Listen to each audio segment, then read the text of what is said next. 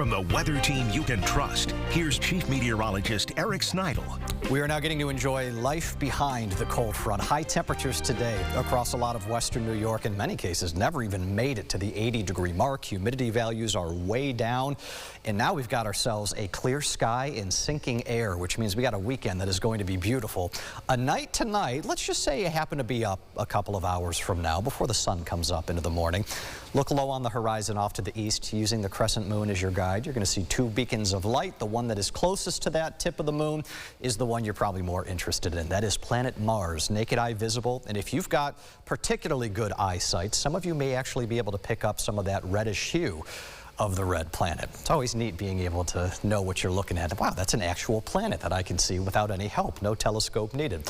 Temperatures through tonight and tomorrow morning, probably more like middle 60s across a lot of the area.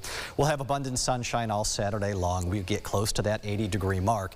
It'll be more of a crisp night tomorrow night. Not impossible. We get some locations that actually drop into the 50s, which in July is a relatively rare treat before going back up into the low 80s for highs, closing our weekend on Sunday. But in none of these hourly bars did you see any icons suggesting rainfall. And there's a reason for that, because it's not going to rain. We've got pretty much goose egg rain chances both Saturday through Sunday.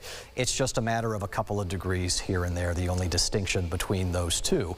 As you might imagine, Future View is awfully quiet as we put this in motion. Future View is actually a bit more aggressive, trying to get us up into the 80s, even Saturday versus just Sunday, which for some of you is possible, but I still think Sunday's probably just the touch warmer day overall, and we know that we're going to heat up a bit going into early next week, so that does make some logical sense that it's a slow build toward that inevitability here.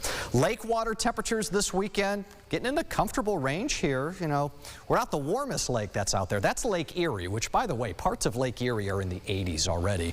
We are now pushing lake water temperatures in the 70s, which is manageable for a dip. In case you might want to know, Lake Superior, which is close to about 500 miles to our northwest, water temps there are still in the 30s. Can you believe that? 85, our forecast heat index on Monday. So that slow build continues. I still think Tuesday is probably the hottest of the bunch.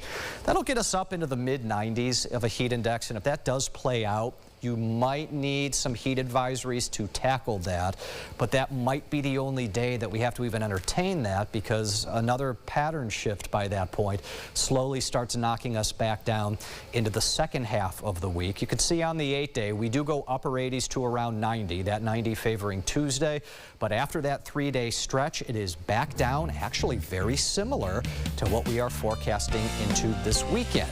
Hopefully, that means we could have another really nice weekend on tap from here.